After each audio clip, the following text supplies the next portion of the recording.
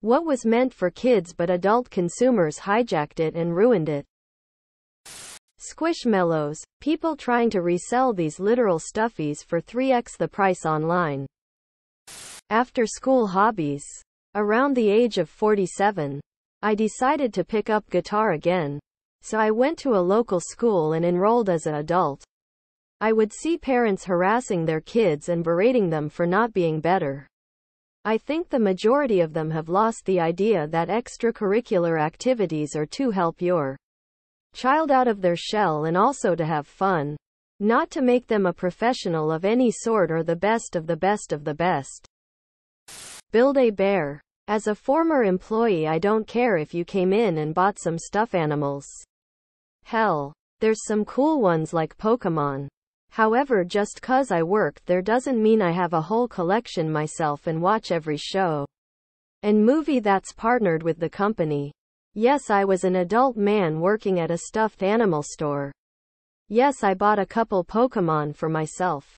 No, I don't want to hear another grown man passionately talk to me about My Little Pony, and please, I don't want to see a cutie mark tattoo you have on your ass cheek even if there's no kids in the store currently. Pokemon cards. Scalpers were so down horrendous they were raiding McDonald's during the pandemic. Minions. Every card hobby. It's literally just about prices now. What thing that has been scientifically proven is still denied, disliked by some people? MSG is a delicious and perfectly healthy addition to a number of dishes. The alpha wolf theory was disproven by its author. Cats can understand an average of 50 words, and they don't give a shit about 49 of them. The carbon footprint was invented by BP. You know, they guys that inundated the Gulf of Mexico with crude oil a couple times. It's among the first and best disinformation campaigns to this day. It pushed the responsibility of carbon emissions cleanly from corporations to the people. That Andrew Wakefield falsely linked the measles, mumps, and rubella vaccine to autism in young children. That your diet can indeed affect your hormones and mood. What do you think is the true killer of modern dating? A lot of commenters are saying, dating apps, but I think that misses the mark. The true culprit is the loss of community and, as someone else mentioned, the third place. We wouldn't need dating apps if people were still able to meet organically as much as we used to. The true killer of modern dating is the paradox of choice, where endless options often lead to indecision and commitment issues. Call me old-fashioned, but it's the complete lack of mystique emo. Part of the fun of dating pre-internet was learning about a person and getting to know them through conversation and shared experience. We are more connected than ever before, but there is a loneliness epidemic happening. It all seems so cheap and seedy nowadays. The gamification of swiping left or right on hundreds of profiles based off of 2-second first impressions, typing one-word messages, and then ghosting them or unmatching because you're bored, not treating them like actual humans. There's always a new profile to move on to. I say this as someone who literally met their current spouse on Tinder. But online dating apps are, for the most part, very demoralizing. I couldn't wait to get off the app and meet up in person to have a real human connection. We're tired, boss. Just plain worn out, burnt out, run down, tired. Work-life balance is dead. Society is mentally draining. And literally everything worth doing costs money.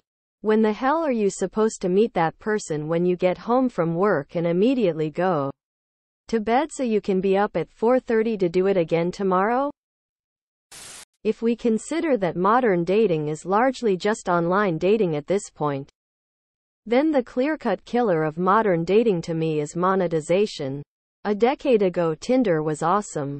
It was very easy to match with people, land dates, and participate in hookup culture if you wanted to.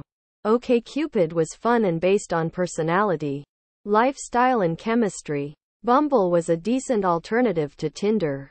Then they all, I think, got bought out by one company and all started to care more about profit than purpose. Bumble, you get like 10 likes a day max. Sometimes 5. It's inconsistent. Tinder, you have a ton of bots and ads and spam accounts. You have to pay money to access the same features that you got for free before.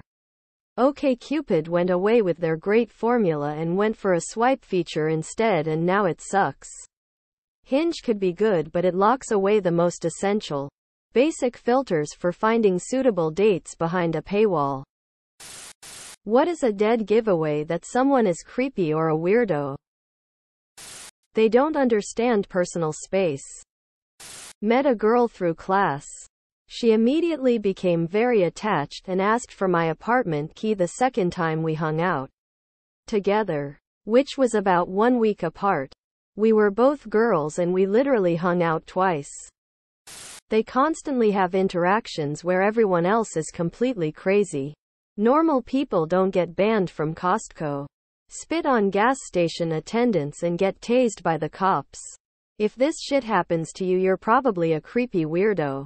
And yes, I'm sure all of your ex-girlfriends were the problem. They make comments that are absolutely out of line. Like sexual or violent comments. Like it's normal. It's one thing to joke, but you can just tell when someone is being serious. Anyone else reading this to see if they're weirdo? Or just me and my social anxiety?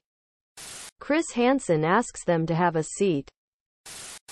Congrats, you just won the American election. What are you going to do as the president? Head down to the Winchester for a pint and wait for all of this to blow over. Pick the person that I would like to see run the country and nominate them as VP. Get them confirmed by the Senate, then promptly resign. Retire. Fuck that. I don't want to be president.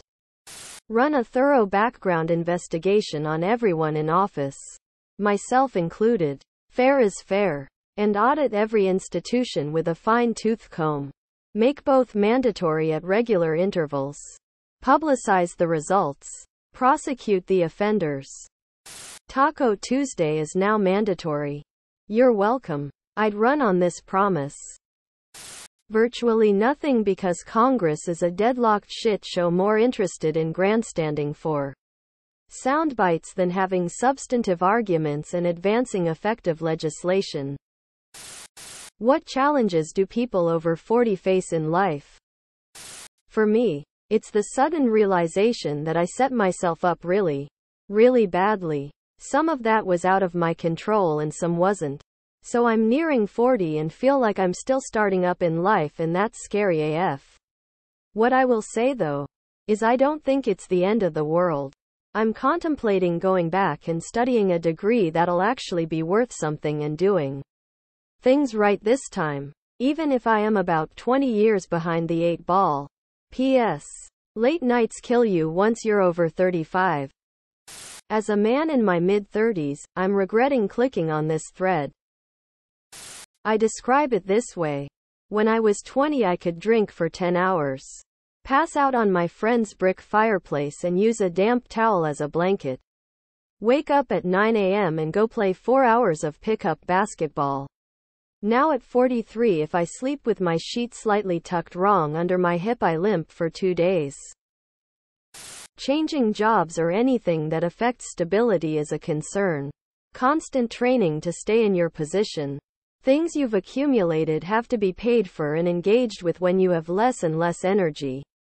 Children, houses, investments, retirement money becomes a concern. It's easier to break your body as it's breaking down anyway. The eyesight deteriorates. Friends can dwindle as they moved elsewhere or discovered you're a twat. Starting to just not understand people, movements younger than you, and lose patience with them. Like you think you are very progressive and you may be, but people younger than you are more progressive and it's hard to adjust. Seeing the world in general get worse. Because of pollution, corporatism, etc., and worrying about your kids and how they will survive. Watching my parents turn elderly. One day they were just old. Now they're really old *. A lot of thoughts of, OMG. She's going to break her other hip. No. Mom. Just because the doctor gave you oxys after a knee surgery does not make them safe. I think Dad is having a heart attack. Could you please stop bitching about the compression stockings? Quote. Me at 30. Haha, so glad I am in the field staying active instead of an office job. Me at 40. Why me dumb? Subscribe, my brothers.